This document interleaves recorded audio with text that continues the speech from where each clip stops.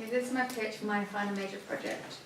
What my idea is about is a woman called Daphne Monroe who becomes a widow after her husband Stephen dies of secondary brain tumour. And I was kind of going to try and do more in-depth into it and kind of talk more about that with it. So she feels like happy and put together in front of her children because she doesn't want to worry them, and but she can better keep her together. So when she's kind of away from them, she's kind of more withdrawn and closed away. She has the support of her childhood friend and some mysterious letters she found in the belongings of her husband that were addressed to her but she never received. And it helps her kind of move on with her life and accept the fact he's gone. Now, the location I was thinking of doing was a house. The house I was going to do it at is actually one of my cast because I thought she's given me permission to film there and it'll be easier considering her children feel more comfortable in an environment that they know. And the other one is going to be a park, and once again it's just a park similar to where the kids go a lot, which is Riverside Country Park. So I need to check if I have permission to be able to film there. The cast of it is going to be obviously Danielle Monroe. She's going to appear quite withdrawn and kind of closed off because of after her husband kind of dies a bit, so even when she's kind of around people she's kind of more withdrawn, she kind of just fades out and kind of just forgets what she's doing. Her friend is going to be called Abby. Is kind of got a cheerful, upbeat kind of personality. She's kind of more bubbly, oh you can do it, you can do anything you want to kind of personality. And it's going to have her 2 children. I'm not going to choose children in it too much because trying to get children to follow script can be difficult.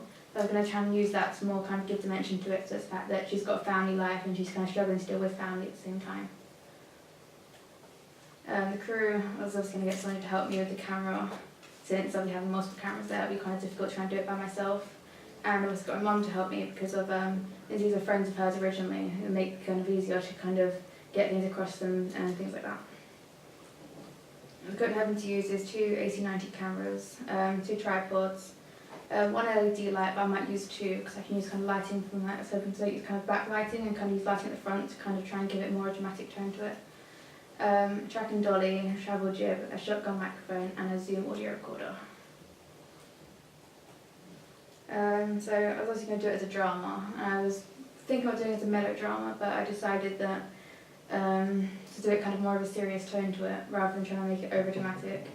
I decided the duration to be about 2 minutes 30 because after looking at different trailers, most of them were the mid one was 2 minutes and 30 seconds, as most kind of gone up to like 2 minutes 45 or 2 minutes 15, so that'd be a good middle ground. So I had to target between 16 to 35 females because females tend to be more drawn towards drama things that come around love and loss rather than men are. And I decided to go 16 to 35 is because of young children probably wouldn't be as interested in kind of things like that. And I thought it's kind of a good age range for people to watch it. The props I'm mainly using will mostly be letters and photos. So I was going to do photos between her and her husband.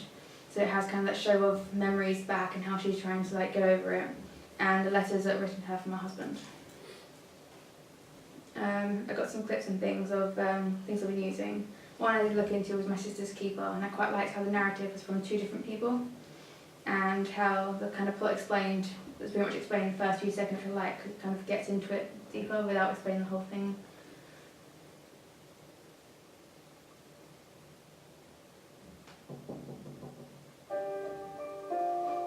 Most babies are accidents. Not me. I was engineered, born to save my sister's life. Having a child who is sick is a full-time occupation. Sure, we still enjoy the usual day-to-day happinesses of family life.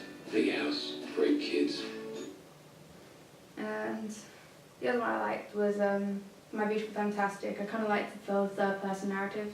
So rather than having someone that's invested, it's kind of more, I was kind of looking into more doing it as someone else doing narrative, explaining kind of the story of it.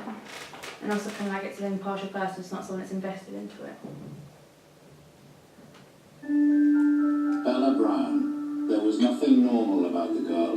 She grew into the oddest of oddballs. Just her and her books. And the final narration I was looking into was Letters to Juliet, and I like this one because of mostly because the fact it's about kind of letters about it in the sense of it. But I also like mainly because the emotion that she had in her voice and kind of how invested it was into what the narrative. There was a place where the heartbroken leave notes, asking Juliet for her help. It was there I discovered a letter that changed my life forever. I didn't go to Lorenzo, Juliet. I promised I'd meet him to run away together, but instead, I left him waiting for me. Please, Juliet, tell me what I should do. Love, Claire. It's quite like what that one was the fact of the narration kind of reading the letters, so it kind of has what the letters say on it within the words. And then it's like a video of, I found interesting, so I like kind of the shots of it. And that one from My Beautiful Fantastic, I kind of like the fast-paced shots and the show of time, so it went from morning to the end of the day. And I quite like that because I can kind of bring that into my piece, kind of repetitive thing, like kind of in day and out is kind of all the same thing.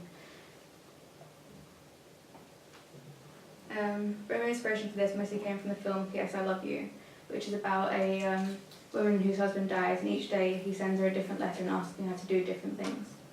And this is just a short clip from it.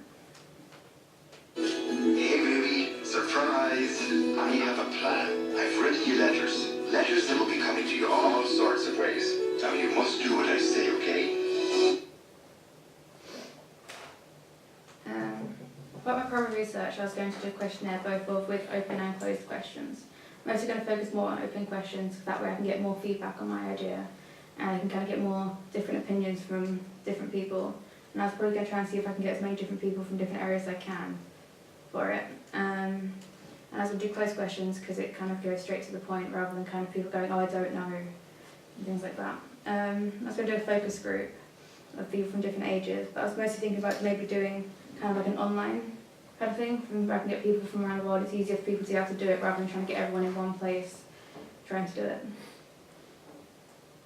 Part of my secondary research, I was going to do a lot more research into cancer, because as I said before, I kind of hope to bring it more into it as kind of, I chose a more traumatic way of doing it, is doing it as secondary brain tumour, whereas it's originally the husband got kidney cancer, and after he got rid of that, it ended up going to his brain instead, and it kind of makes it more of a traumatic thing rather than just straight out loss. I was going to do some research into the actual style, but I was mostly going to focus on realism as a whole, because I want to kind of make this kind of more realistic thing, something people can kind of relate to if people have lost, and how kind of people suffer through it differently. I was going to look into some Terminator films and kind of see how they're done, and I was going to look at some trailers and find similarities and differences, so I can find out what makes the trailers popular and how I can try and like some of the effects and transition into mine. Some constraints and contingencies that I have is the fact that I have children in my trailer, and as I said before, children don't follow scripts as much. So they can either be like completely good and have everything you want, or they can be nightmares and not listen to a thing you do. Another one's the location, as I might not get permission to film at one of my locations, which can kind of mess up some things and make it more difficult to try and work around that. I might not be able to have equipment for the days I need, so if I only have like days they're not at work, I might not be able to get equipment. As I said, cast might be working some days I want to film, so it makes it difficult for me to be able to film on them days. And another one's going to be the weather, because as I want to film in a park, if it's raining it's going to make it really difficult, so I won't be able to film outside. And that's the end. Any questions? Any questions?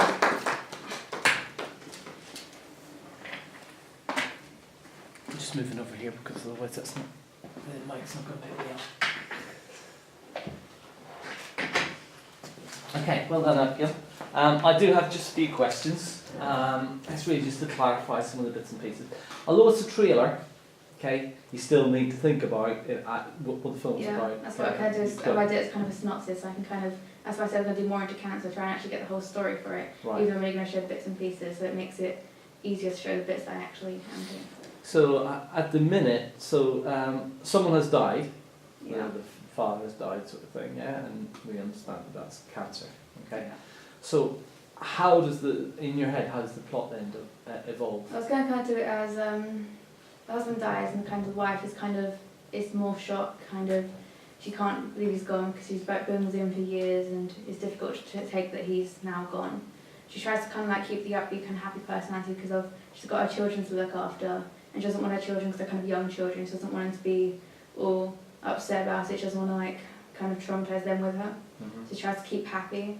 And her friend knows that she's feeling kind of down. She tries to kind of cheer her up more, tries to like help her through it, because they've been like childhood friends for years.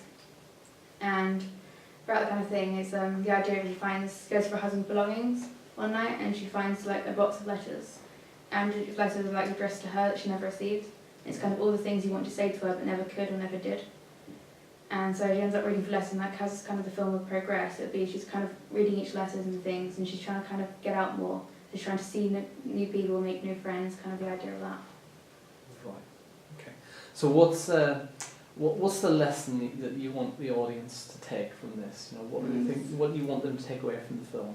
Sorry, the lesson of it is kind of how different ways people kind of cope with cancer in a sense. Like some people can be more kind of accept it's the fact that they've had years to adjust to it. Other people kind of have, usually with cancer, you have the hope that they're going to get better. And kind of what they're doing it with the kidney cancer.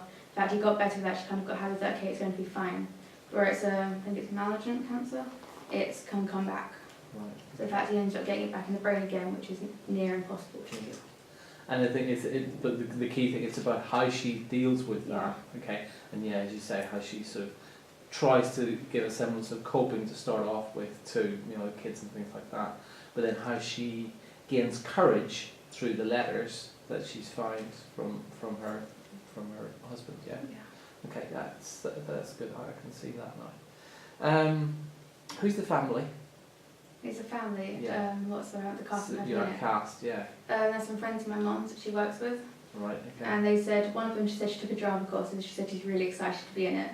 Right. And the other one, she said I can also have, she said she doesn't mind being in it for mine. She also said she doesn't mind me filming out a house because she's got like 2 children, and Right. she said I thought it would be easier for one having them come to like my house to film because they don't know me.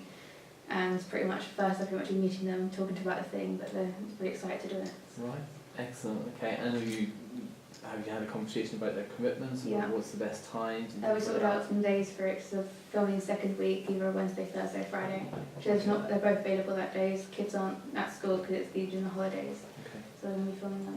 Looking at your equipment, you said 2 cameras. Why 2 cameras? Well, I was hoping to kind of, one bit I was kind of doing at the park, going to do at the park, and I wanted to kind of, the kids playing some shots of that, but I also wanted at the same time kind of the parents having a kind of in-depth conversation. Right. So I thought that would be kind of easier to get 2 cameras for that, because the kids are getting more distracted as well sometimes by, and kind of easy. That doesn't trying to get necessarily to need them. 2 cameras. Then. Yeah, that's why I'm going to get 2 cameras, kind of a safety thing, but I probably not use both of them. The thing is, if you Yeah. unless you actually want 2 cameras and you're trying to, you know, get different types of shots of the same thing. Yeah, I was going to experiment that first, but on the first day I was going to see maybe if I can do that. If I don't, then I probably won't use 2 cameras for the rest of it. Because you've got 2 cameras, then you need more crew. Yeah. So yeah, I would think about that. You're going to use the track and dolly. Okay, is that for inside shots or outside shots? Outside. Outside shots. Okay. You're going to need crew. Yeah, definitely. Okay. Yeah, so we're going to see what anyone else helping me. So I've got Sonia helping me at the moment. I was going to see if anyone else would be able to, but for now, that's... One of the things that I think is quite critical for yours, and actually you've already pinpointed it, the narration. Yeah. You know, this type of trailer, the narration is quite important. That's why I was kind of looking into different ways of narration, because I know that one's got to be a key point in it. Are you going to narrate it yourself, or are you going to get someone to do that? I'm probably going to get someone else to do that. Right, so you can cast that, just like you cast any actor, you can cast the narration, yeah? I mean, and I've listened to trailers on radio, okay, and actually that narration is really, really important, because you can get a real sense of the film, okay, even though you don't have the visuals. So Yeah. it's really quite important. I think that's going to work really well with yours. Okay, well done. Thank you. Right.